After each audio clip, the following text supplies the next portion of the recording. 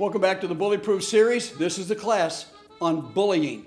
Tara, 9 years old, sitting in the classroom. This is a true story.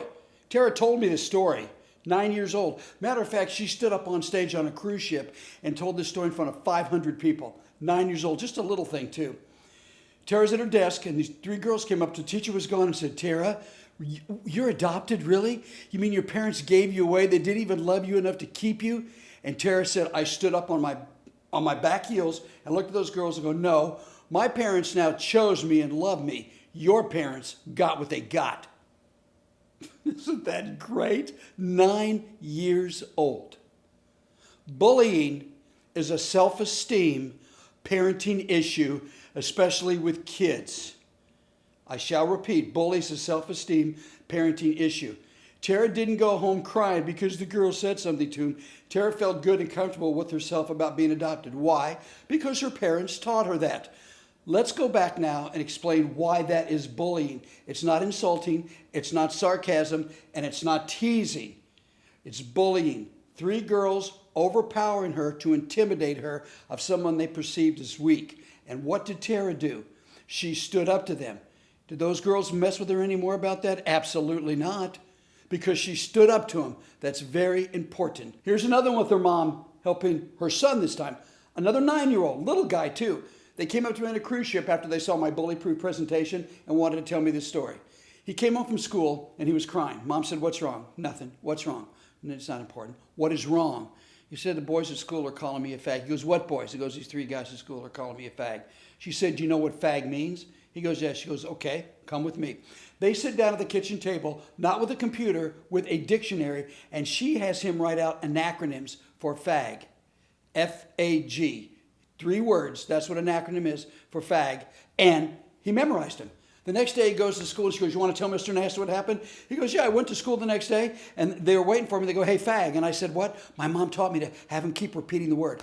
I said, 'What?' They go, 'You're a fag.' He goes, 'What do you mean fag?' 'You're a fag. Don't you get that?' He goes, 'What do you mean by that? Do you mean fun and great? Do you mean frivolous and gregarious?' 9 years old, he memorized that. I said, 'What did they do?' He goes, 'Nothing. They just looked at me.' And I just walked off. And then one guy had that, 'Hey, you're gay.' And so I turned around and said, 'You mean great and yippity?' See, Mom prepared him for that. Mom thought they made that and had him memorize that. Now, that little guy's not coming home from school crying anymore. He doesn't intimidated by these guys coming up and saying, why? Because they know he will stand up to them and he outthinks them. He has fun. They don't get to him. Tara and that little guy's self-esteem, they feel good about themselves. One reason why, they stood up to him.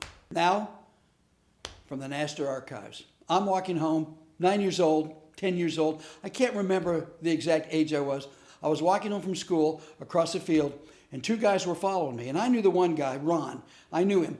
And they were making fun of me and teasing me and bullying me. That they weren't pushing me or hitting me, but they were verbally making fun of me about being Jewish and being chubby. I was a chubby kid. I was a little pork chop, I was. And they were making fun of me. And I said, "Stop it." And they kept on me. And finally I turned around because I knew Ron Maud was German. And so I said, "Leave me alone, you damn Nazi." And I just ran off crying and they started laughing. And I just ran off crying. And I didn't come home. I didn't go home for 30 minutes. I was a 5-minute walk from the school. I just walked on and I was so upset I was crying. By the time I get home, there's Mama Naster, Louise, standing there looking at me. And my mom always taught me one thing: "Buddy, you better beat the news home." Well, I didn't this time. And I walk in and she goes, "You want to tell me what you said to Ron Maud?" And I go, "What?" She goes, "Get in the car." My mom drove me over to Ron Maud's house and his mom's house. And they lived at the same house, of course.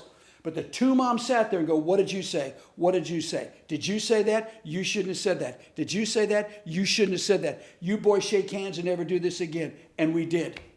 37 years later, Ron Maud and I started Stanford & Sons Comedy Club, the first comedy club in Kansas City.